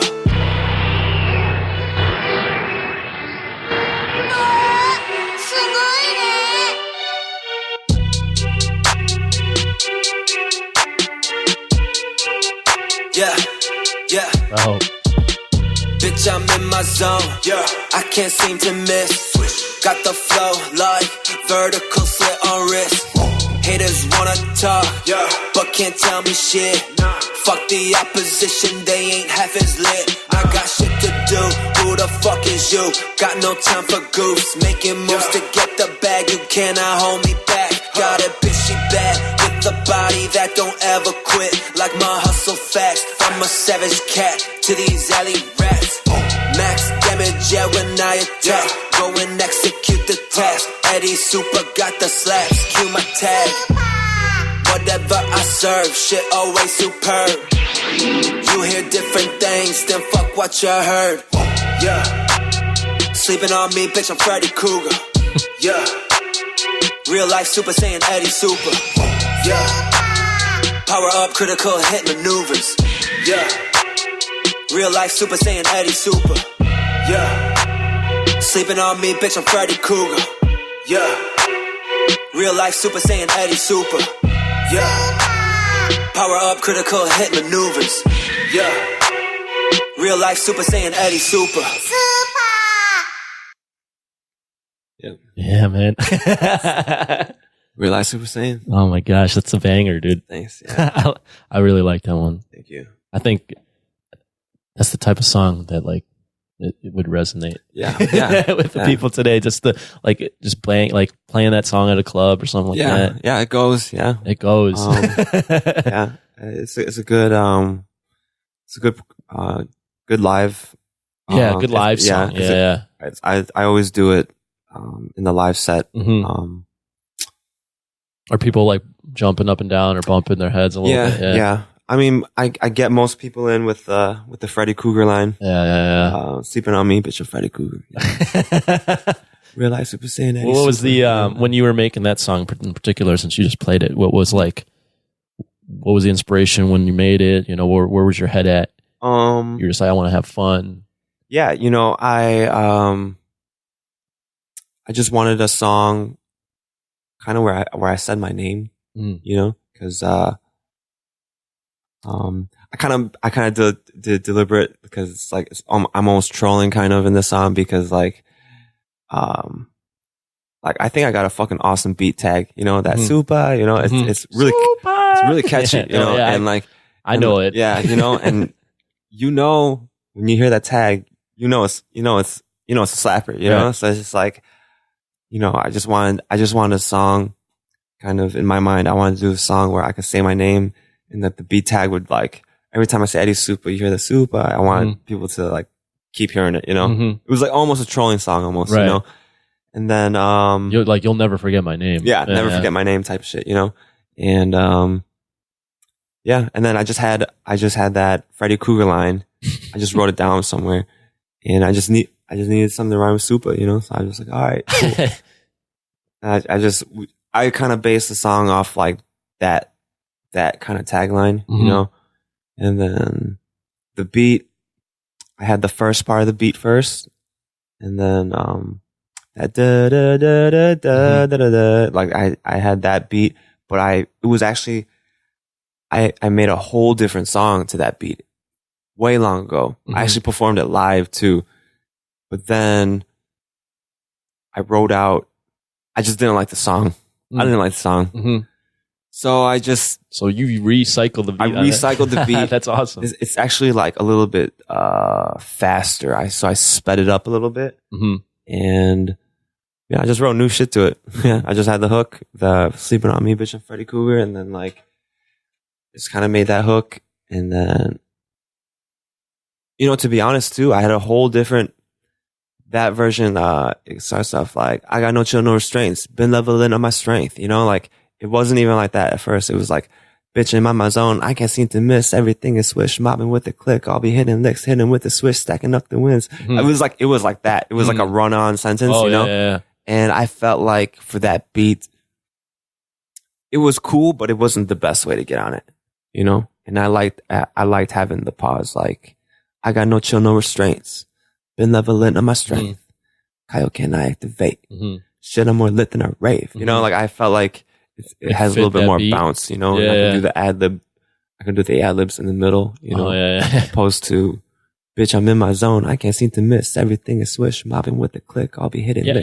I mean, you know, it was just like, I feel like that beat is just a little. I mean, it's you bounce it, but it is a little bit more like take a step back. Let's chill on like getting crazy with your bars right now. You know. So it was just like, I just kind of wanted to say less, I guess. Yeah. You know, like, and you talked about this earlier, like just saying less, but meaning more. Yeah. Right. So, I mean, that was, I just felt like it hit the pocket better. I think it was awesome. Yeah, thanks. Yeah. So, yeah, that's how that came about. And then the second part was just like, I just wanted to kind of slow it down a little bit. It's the same tempo, but the flow is, bitch, I'm in my zone. I can't seem to miss. Got the flow like vertical slit on wrist. Just more something when I perform live, everybody gonna hear what I say. Right. So I kind of slow down for that. So kind of like the bars, I wanted to hit a little heavier. Do you find that as a newer artist, sometimes like especially when you're performing live, and you have songs where you can slow it down, like so that the audience can actually hear what you're saying. Like that helps the audience get to know you a little better. Yeah. Definitely. I feel like, you know, they're gonna, you know, I always talk in between songs too, you know, to kind of set up the song. So like I want the audience to kind of get to know me that way too. And then when they hear the songs, I want them to really kind of be like, oh, okay, that's what he's like when he's in his bag and shit, you know, like, oh, okay, you know, like he's all swagging out, you know. I'm guessing swagging out when I'm talking to them too, but you know, it's just the full spectrum. I want them to see the full circle of everything, you know, just me talking. And yeah, so definitely they'll see a lot of.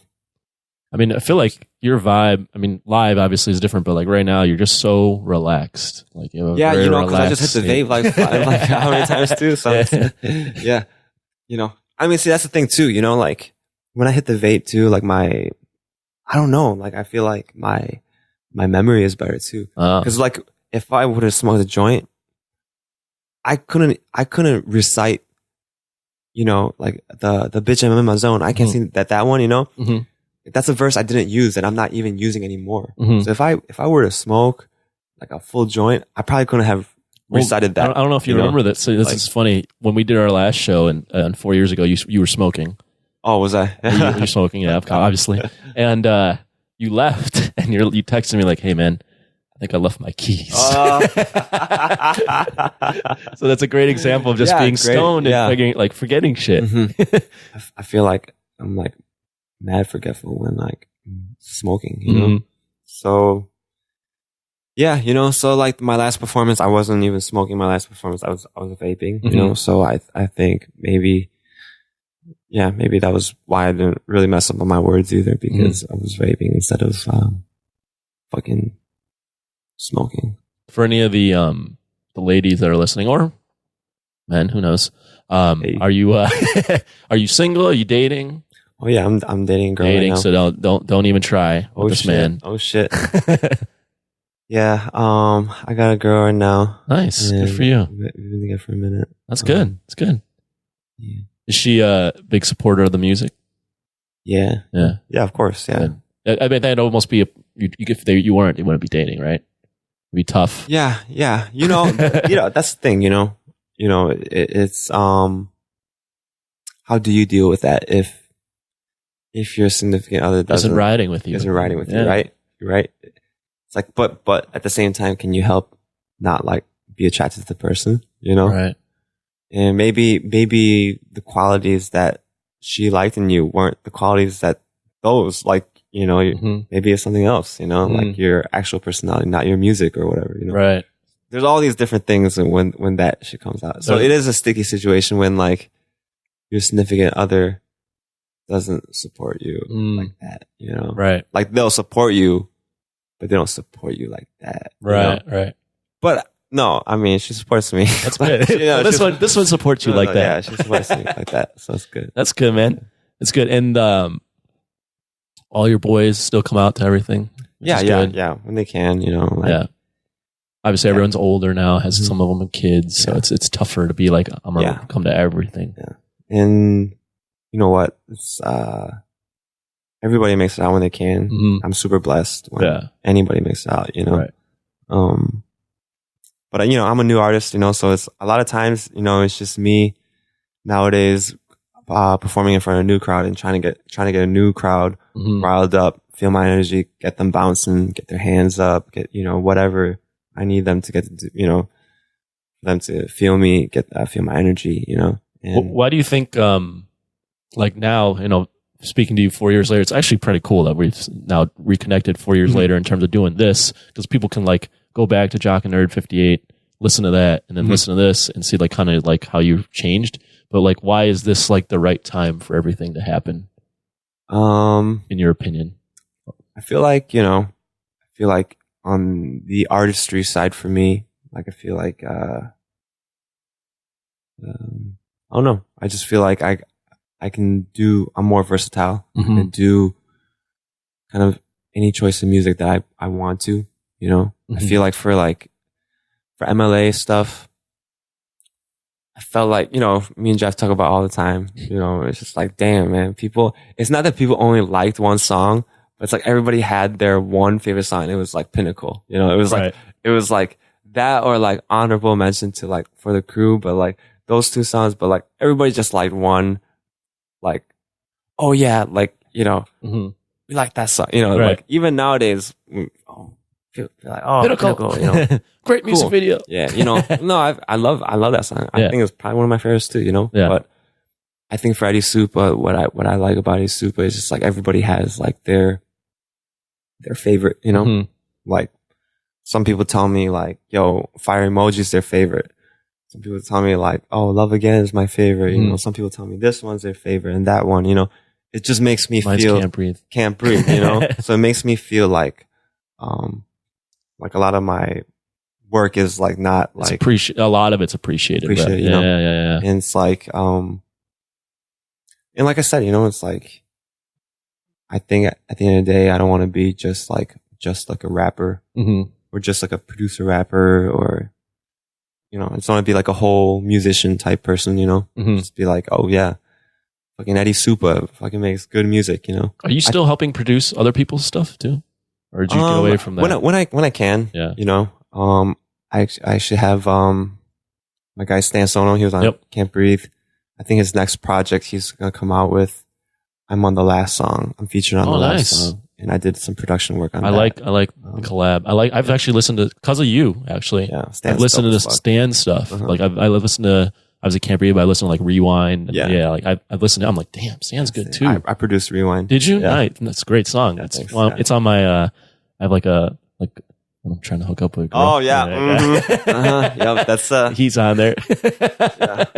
Yeah, you should play, you know, you should low key. I'm gonna segue into fucking 2 a.m. now. Oh yeah, I've heard 2 a.m. Yeah. 2 a.m. Yeah. This is so this song is like you know, it's just a fun bop, you know, it's just like, it's just nothing deep, you know, but I just kind of wanted to flex like more of my singing skills and shit. And, I just felt like 2 a.m.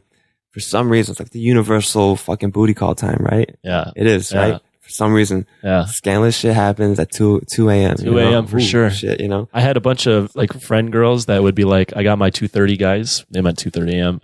But yeah, anything after 2 a.m. I mean, that's when the bars close for most part. It's that time, you know? Yeah. That was kind of my inspiration. Nice. And this is the newest release. Yes, this is the newest release. Yeah. On all platforms. 2 a.m. hit my line, yeah. Hit my line, yeah. It's not too late, I don't mind, yeah. You can get it anytime, yeah. Anytime. Get it anywhere you like, yeah. Whoa. 2 a.m. hit my line, yeah. Hit my line. Telling me you finna slide, yeah. Really what we did last night, yeah. Give it to you how you like, yeah. Whoa. You can get this D on side, yeah. Do things that we ain't try, yeah. Learn some things, let me apply it, yeah. Anything to keep you excited. Tease me with that lingerie. Love it when you say dirty things. Love it when you throw it in my face. Know what you do when you back that ass up. You know I run it good, what you coming back for? Baby, come around, shawty came to throw down. For a showdown, ain't trying to slow down. Picking up the tempo, getting deeper than the bass. I be puffing on this endo while I'm whipping up that cake. Coming through, you know what you finna get. Finna work a sweat, just shoot me a text. 2 a.m. hit my line, yeah. Hit my line, yeah. It's not too late, I don't mind, yeah. You can get it anytime, yeah. Anytime. Get it anywhere you like, yeah. Whoa. 2 a.m. hit my line, yeah. Hit my line. Telling me you finna slide, yeah. Finna slide. Repeat what we did last night, yeah.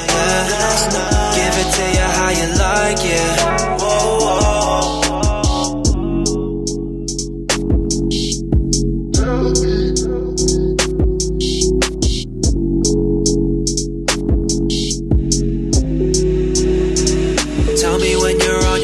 Keep me waiting. Damn, I just set up a perfect playlist. You say that your ETA is 8 minutes. Ready for you, been ready all day, yeah. We rendezvous more frequently moving fast, I'm falling for you slowly. Call me late at night when you're lonely. End up sliding on me for the whole week. I'm down with that cause you down. Can't let go of you now. I like it more when you're around. Got you for sure. You already know. Down with that cause you down. I'm down cause you down. Can't let go of you now. Can't let go of you now. I like it more when you're around. I like it. Got you for sure. You already know. Yeah.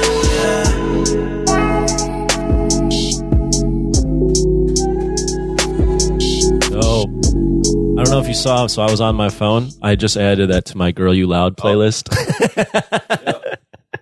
I did hear the song before, but I haven't had a chance to digest all the lyrics. And yeah, it's a 2 a.m. song. Yeah, it's a 2 a.m. song. Yeah. I broke it down at the end too for the, to get really serious. Time to get really serious. I like those. I mean, those are fun songs too. Yeah, they're really fun. Yeah. It was fun to make. I don't know. It was fun. I like singing too. So I just really want to flex my singing skills. It's like the best I ever sung, bro. But yeah. Do you find it like having to sing live? Is that difficult? You know what? And to make sure it sounds like it sounds when you produced it. Yeah, you know what? To be honest, like most of the times that I've done singing songs with like more of the melodic songs, there's been a fucking backing track, so it's like it's fine, Helps you. But like I do want to do because I got a lot of I want to do like more like vibey shows too. Maybe where like the audience is sitting down, where I can like do more like singing songs. I don't need a fucking backing track. I can rehearse and do more singing songs and maybe have like a live band. Like them like Tiny Desk concert type shits. I want to do kind of like a little more of those shows too because I feel like I do have a lot of those types of songs too where I can perform, but like it's hard to do those types of songs and do the rap shit, in the same set. It's kind of hard to do that. So I'd rather have. People got to be very, very invested in you to go along that musical journey. Yeah. Or just like, that's got to be what they sometimes people don't want to go to a concert where they're fucking jumping up and down. Right. Sometimes people want to fucking go to a chill ass concert, and just like vibe out, So it's like, I can do those shows too, I feel like, I'm trying to prepare for those, I got a couple ideas. I'm thinking of. Let's prognosticate in the future. Yes. I don't even know if that's a fucking word. Let's go the next 2 years. Ready, Supa? What's the ideal? Where are we going in 2 years? 2 years. 2 years. I gotta be fucking popping at least, man. like nationally, bro. Like. If it's national, then like I know I can translate that over to like overseas, somewhere in Asia, too. But so you definitely want to be putting the music out there on a national level where a lot of people are hearing it. Yeah. I mean, I feel like there's like like being like an Asian rapper. It's not new. There's like a lot of Asian rappers out there, but like. There's like no like top 5 Asian rappers. But I was gonna say that even though there's a lot of them, there's not like the guy. Right. There's like no like guy. So that space is still there. It's empty. Yeah. Like even like an R&B right now, like for like women, you got like the 4, 5 newcomers. You got like Georgia Smith and Summer Walker and Ari Lennox and like. Like you have, them coming up and you can see like the top dogs, of like the girl R&B squad, and like you see that in every kind of genre of like these like little groups, but like even for like white rappers, you kind of know like there's like top 5 white rappers that are like pretty much like they're the white rappers that people like. I think right now it's like, Jack Harlow, And like Mac Miller was obviously one of them, you know, and like Logic, you know, and I can't think of it. He's biracial, bro. Oh, is he? No. I know. I mean, like G-Eazy's pretty hot right now. G-Eazy, yeah. I mean, like when you think of like white rappers that are like on like you would consider like, you know, whether you like them or not, you know, it's like the top. These are like the names we talk about. Yeah.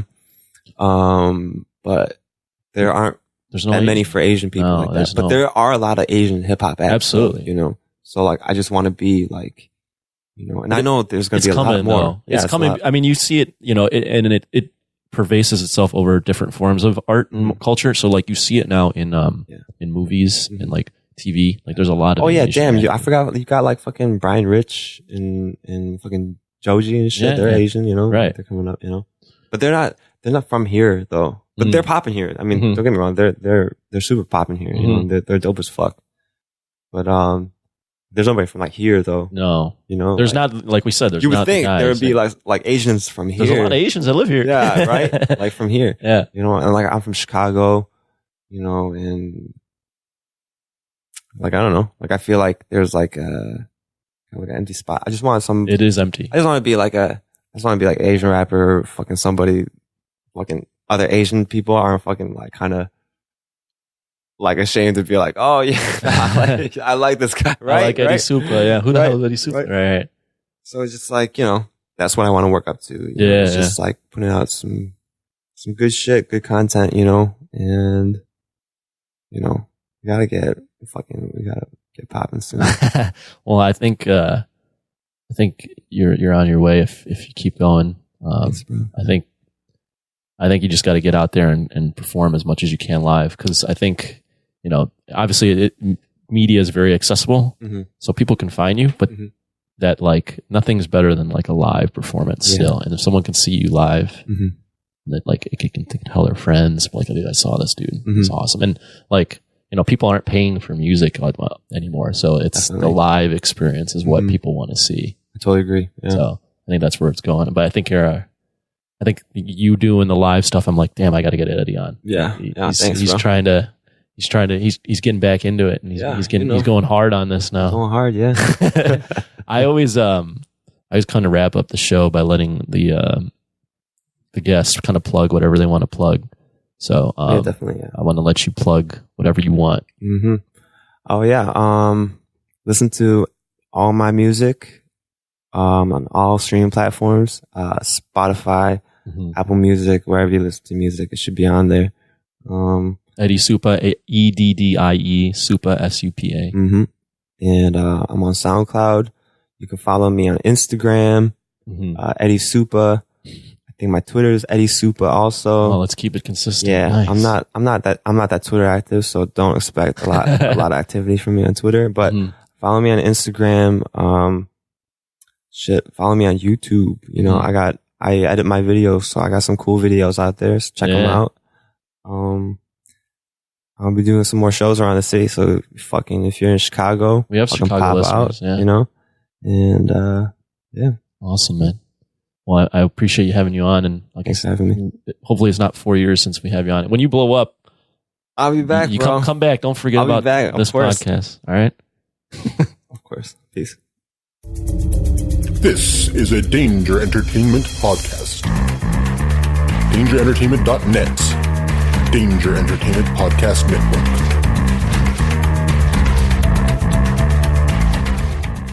Hey guys, this is Venice, and I've got a message from a friend of mine about my favorite podcast. It's your boy, Flavor Flav, in full effect. Check this out, everybody. I want y'all to go check out TJ. What's good, everybody? TJ Johnson here for Voice from the Underground. I am the most handsome. Big Hass. And I'm smoking my cigar, of course. You know what I'm saying? The Dutch. You pick me up in an Uber and a PT Cruiser, I'm calling Lyft.